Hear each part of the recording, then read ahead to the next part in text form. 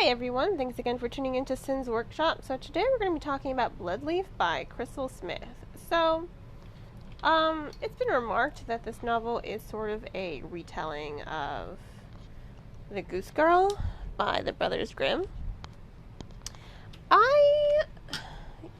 On some level it is. It follows Princess Euralia. She is forced to take on the name of a servant as her friend takes her identity through some treachery. That's pretty much where I think the similarities of this novel kind of end, because it becomes something else entirely. There's a lot of history to this novel, there's a lot of magic to this novel, and I really did like all the history and the magic and the development of the plot. I thought it was really interesting and thoroughly engaging. But for the most part, I really don't see how this novel really is a retelling of Goose Girl, because the similarities end very early on. Now, as far as the story goes, I thought it was a really interesting story. I did think it moved at, really well. It was very well paced. Let me just say that. It was a very well paced novel. It flows immaculately. You kind of don't want to put it down because it feels like it's such a quick read, but there's so much that happens in the story and in the development of the story, and I thought it was very well done. I thought it was very well executed. And ultimately, I think it's really good. I think her dynamics with the characters are good, and I think it is a good story. Princess Aurelia, she's forced to flee her kingdom because her kingdom hates magic users. They don't like witchcraft at all, and she is a witch. She does have magic. It's blood magic. She doesn't use it because she's afraid of being caught, but she does use it to save someone's life. And that sends her on the run. She has to go to a foreign kingdom, and it's while she's on this journey to the foreign kingdom that she's betrayed and forced to take on the identity of a servant. Now, when she enters this kingdom, there is a lot that happens. There is so much that happens, actually. This kingdom is protected by a sort of magical wall, and what's happening is the wall's coming down. Someone is sacrificing things in order to bring down this magical wall. For what reason, we don't know until the very end, but it creates a lot of intrigue and it creates a lot of mystery for the development of the story. Now, Euralia, she doesn't really care much about it. You can't really blame her. She has so many other things to worry about, like her mother being held hostage by her kingdom, by her brother sort of being held hostage by the people who betrayed her, by so many things. She has so many personal things that she has to worry about. Being found alive by the people who betrayed her, she has to live her life in secret. But being a blood mage has made her essential to Zan. And Zan is he's very concerned about the well-being of his people and his city. And you have to, it's a very admirable quality with Zan. And she can't help but help him because he is related to someone she highly respects.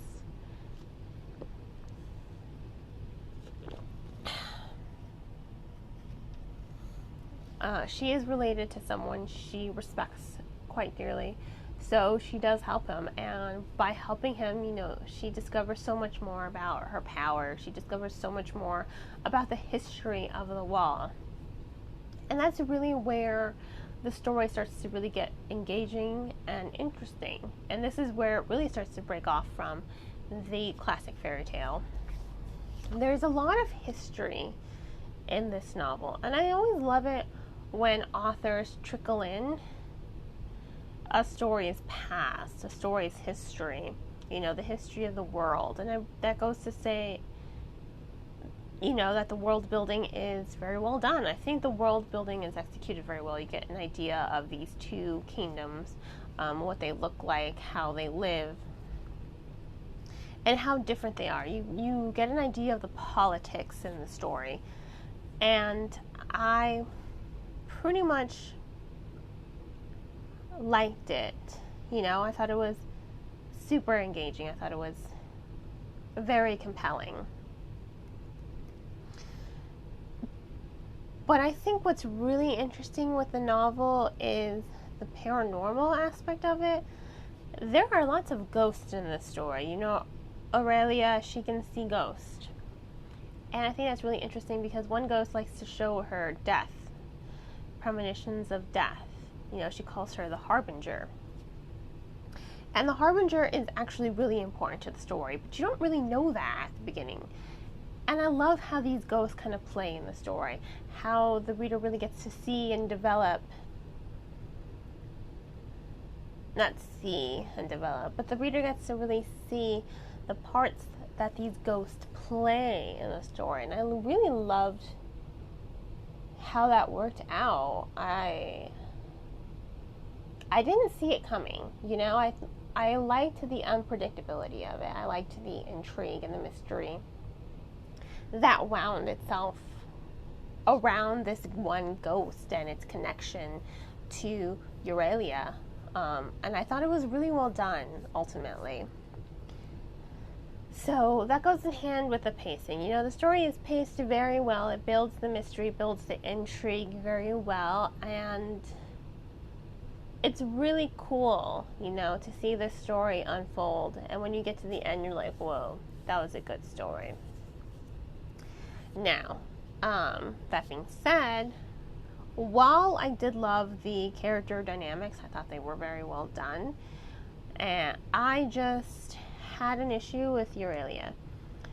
She doesn't really change much in the story. She doesn't really go through a lot of development, and I think that's mainly because she's very headstrong in the beginning of the story. She's a very headstrong character, and I just didn't see a lot of growth for her character. Now, that's not to say she was poorly written. As far as characters go, I did like her. I just don't think she grew enough. Her magic grew, yes. Her understanding of her magic grew. Her understanding of the world grew, yes. But her personality, her sense of right and wrong, it pretty much stayed the same because she already started with a very strong idea of right and wrong and morality. She already had a strong sense of who she is. And ultimately, I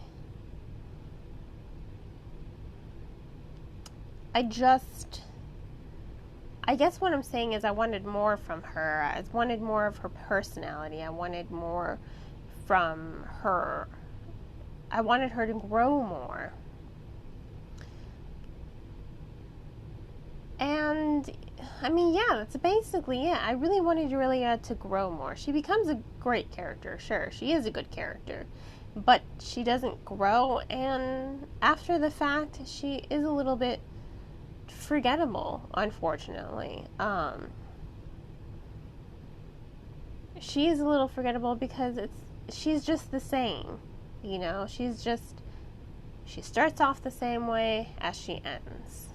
And that's why while I enjoyed this novel, I don't really think it's not an amazing or great novel. It's just good.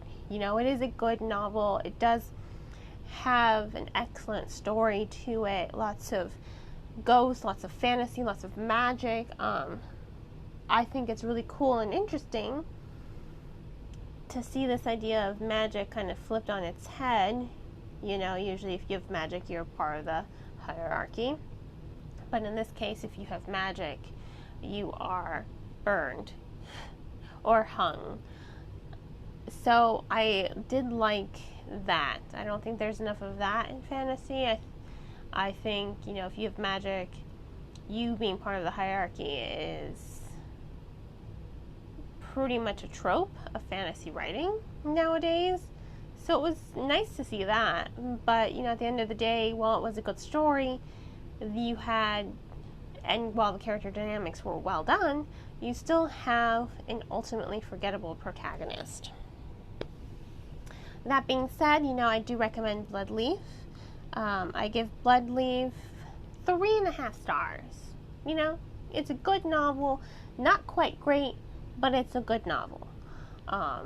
So Bloodleaf by Crystal Smith gets 3.5 stars. If you want to go ahead and purchase the book, I suggest purchasing it off of bookshop.org because a percentage of proceeds from that website do go to supporting local booksellers. If money is too tight, please check out the book from your local library, and please support me. You can become a supporter on Anchor for only 99 cents a month. Those proceeds go directly to helping Sin's Workshop become even better. Or, you can just support me by liking this, following me on Spotify, and sharing with your fellow book lovers. I hope you all have a great rest of your day, and as always, happy reading.